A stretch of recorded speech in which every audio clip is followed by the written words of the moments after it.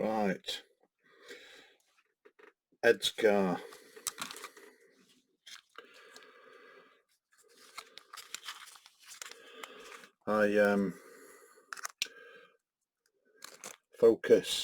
Focus, come on. Yeah. I put some super glue and bicarb in here, in this area. Come on, camera. There. As that bit of plastic was flopping about.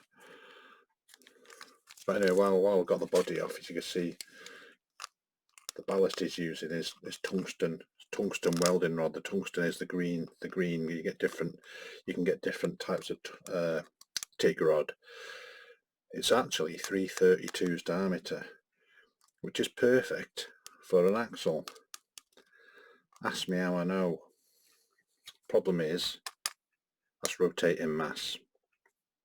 I did try it as a rear axle, and I can't say that I noticed any performance gain from it, so I stopped doing that quite a long time ago. And it's not the easiest stuff to cut when you're making putting ballast in your car. So I don't know how Ed manages it with one hand.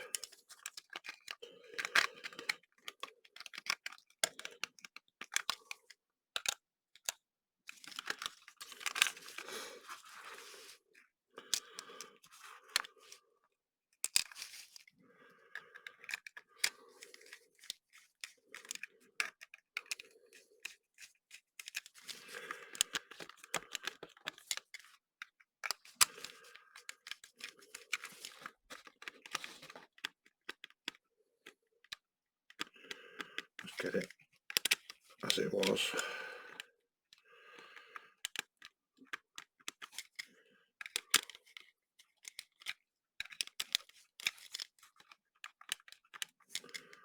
A bit less on that.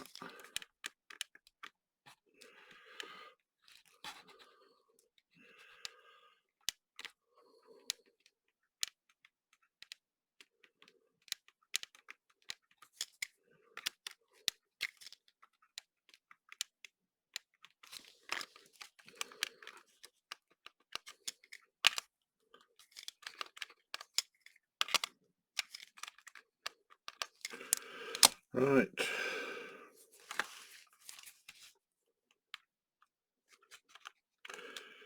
Using a bit of blue tack just to stop the screw falling out if it comes too loose.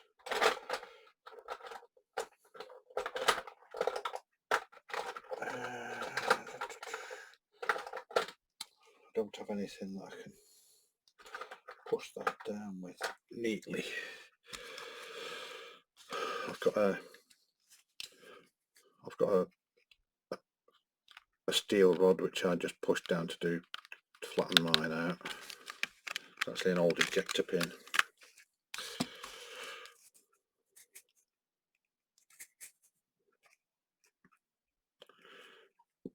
We should make this statutory for the club as well. Number of times a screw will fall out and ruin somebody's race.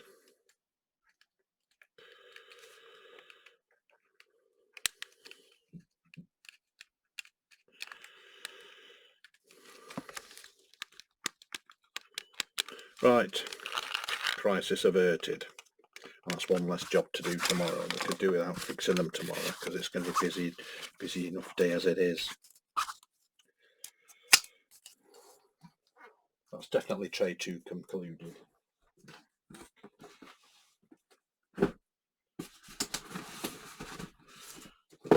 Tray 3. Let's clear the tools away.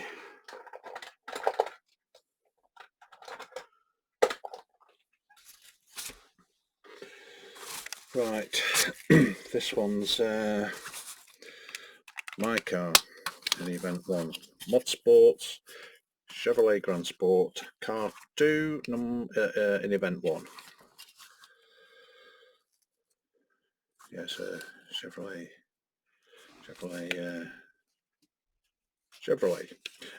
Anyway, this is a Rebel monogram body, which has been on a Proxy before, but it didn't get very far because COVID came along. It was in the International Proxy Series, and it was an event that was organised by Alexis in Greece, and it had some interesting classes, one of which was the front motor. It was a motor limited class, and if you had a motor at the front, I think there was 3 cars in that class. There was stipulations for how far the back of the motor had to be from the front axle or something like that. Anyway, it only did 2 rounds. It did quite well. And it's been sat in retirement since, so I've resurrected it for this because it's the perfect width. Not the lightest of bodies, I have to say. Built like a tank. Really thick plastic, thick and heavy. So I've got what have I got in this? So it's got a vac formed driver, just on a plain interior. When I've originally built this, I've chopped the side winders off, the pipes, and glued them on, and I was never really happy with it. It looks a bit scruffy, to be honest. 3D printed wheel inserts and knockoffs. The knockoffs are done on a 3D resin, and I think the inserts are as well. I have tried. Now that insert is done on a filament printer. You can see it's a bit. It looks a bit hairy. Right. This is one of my chassis, a 3D printed chassis and a resin 3D printed inline pod, which I've actually moved away from now. I don't print pods in resin anymore because it warps and bows over time. Solid front axle on this particular one. I prefer independent, but I was just in a rush to get this out. I didn't. If I was entering this again, I would change it a little bit, but it's going all right. Right, slotting plus guide. Guide movement side to side. Zilch, just as I like it. Tires. I think these are Ninkos. These are old Ninko tires. I don't throw old tires away. They make good fronts because they got no grip. And the rears, I decided to gamble. These are actually standard Revo slot tires, which are solid rubber, and I'll just ground the sides away to get the right width. So it's interesting that they've come on, focus, where are you? Yeah,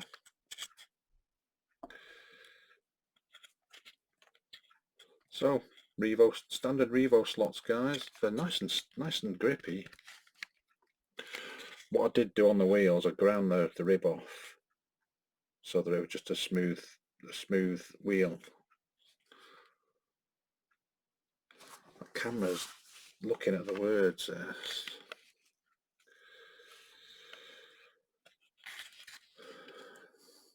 Come on, focus.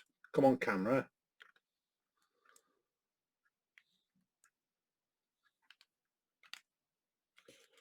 Yes, the wheels. I ground the ribs off. Just put the wheel in on an axle in a drill and just filed off the ribs, and then these solid tires are just glued on and then around the sides down. Slot it in line. I think this is an HR Jackrabbit motor, which I got for that Proxy, that last Proxy back in Greece. Right, body movement.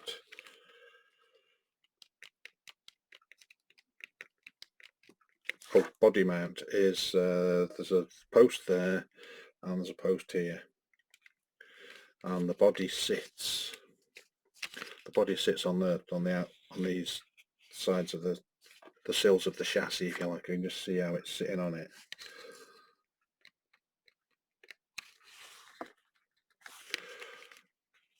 Right, so and the rear, again, should be a fair bit of movement there.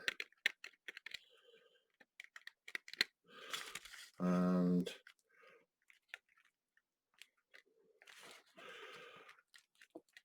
not a great deal of chassis to pod movement. So on my chassis, I prefer to have the mounting holes in the chassis, front and rear, so slotted, because they just come out. So once you've got the screws in, it can't fall out, but it allows the pod to float backwards and forwards. It was just an idea. I thought that, oh, it actually works, so quite like it.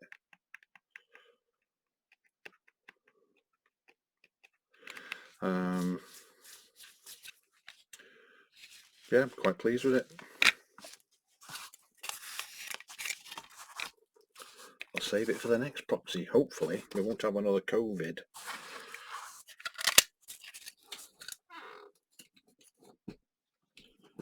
Next car is another Fly Beauty, and this is RoadRunners Ferrari 250 GTO, car 25 in event 1. This is Graham's entry, which was doing rather well early on, but he's still chasing. It's a regular podium car. Nice alternative colour to the red. Still got the original, the full exhaust system on it.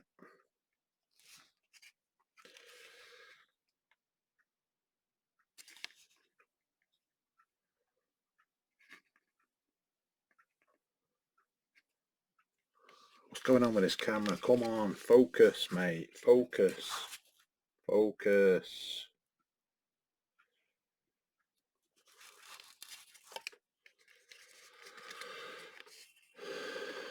Just have a look at the settings. Yeah, it's on autofocus. It should be fine. Maybe it's the silver colour. It's struggling to.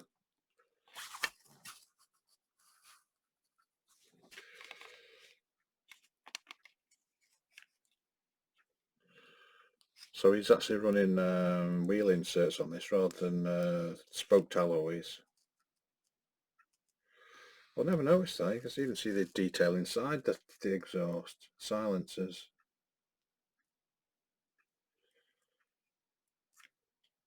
The tooling for that can't have been easy to do.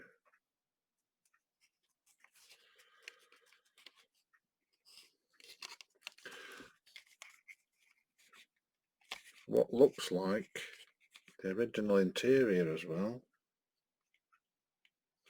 Right, and this is an Oliver 3D chassis.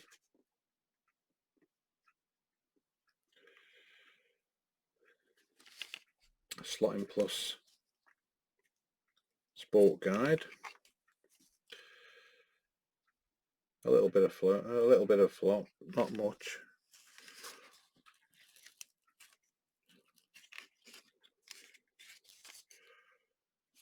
Clean them braids tomorrow. Solid front axle.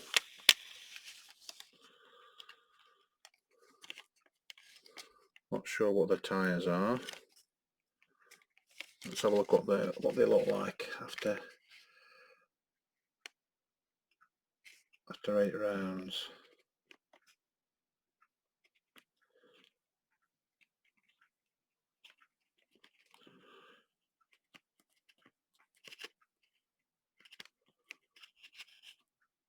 They're not battered, but you can see they definitely see on that one in particular. So that had the light on it. It's had some wear. Slotted crown gear. Is that a Pioneer motor? Might be a Pioneer motor. It's got some tungsten ballast in there, which I like to see where the balance is. Balance point. Just behind midway between the front axles, which is just how I like it. Right, quite a lot of body movement there. So he's got two body mounts there and one at the back. And the rear end.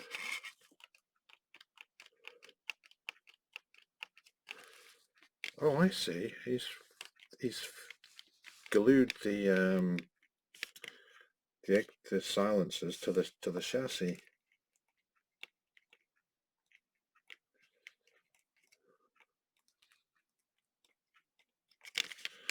Right, chassis to pod. Oh, that's nice and free. Oh, that's nice, that.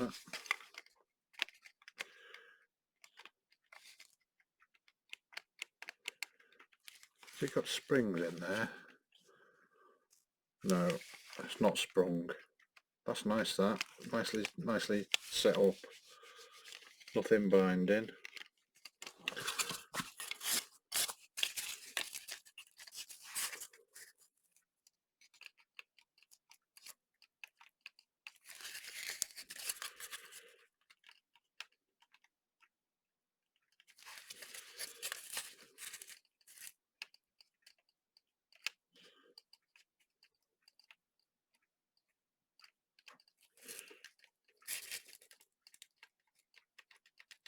It's a lot of float. It's interesting how people like to set the cars up. I don't like that much float, but it's gone well.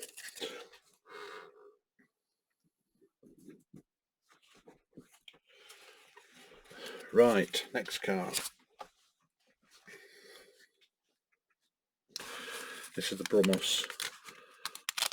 BrumosRSR Porsche 904 car 33 in event 1.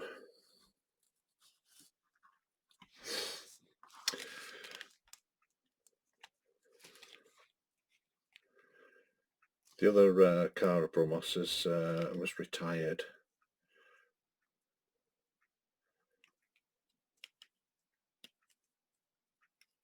Cracking little car, isn't it?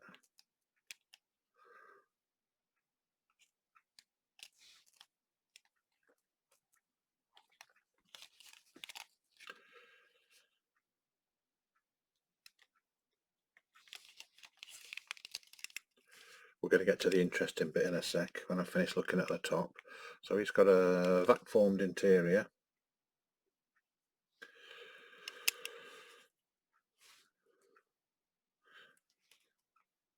Excellent. No slop whatsoever. Right, now the interesting bit. Now you're talking. Proper chassis. Brass and wire. Body mounted at the sides. Nice weight out the sides. Weight at the front, over the front axle. Independently rotating fronts. I think is that a Jackrabbit? HR motor.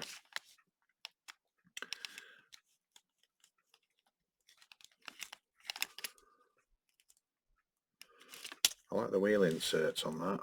Good.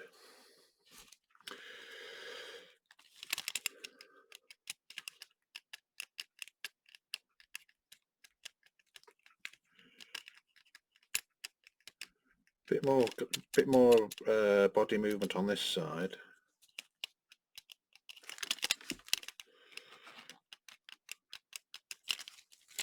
Right, so how this chassis flexes.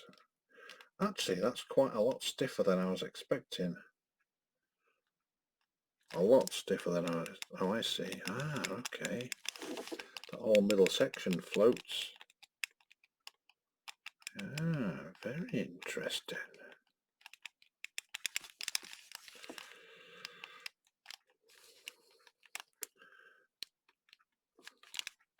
So he's got there's a bar runs through here, through the motor plate, and into pins soldered onto the top of the pan here.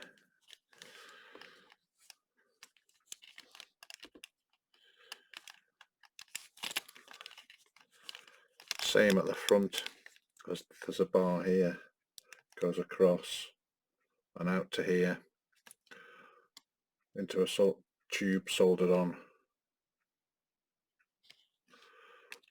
So that whole middle section is floating sideways on those two rods there. That was built to last forever. Really impressed with that. And what I like about it, it's all straight bits. You don't need to shape any of it with a saw. So it's straight bits of brass. Piano wire you can bend fairly easily with with a couple of pairs of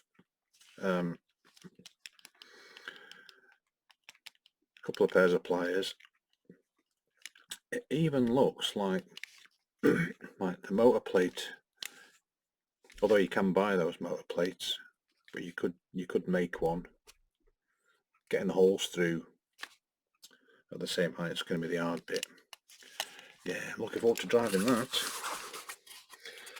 Let's just have a look on what it looks like on here. Looks like the front end's had a bash sometime in the past.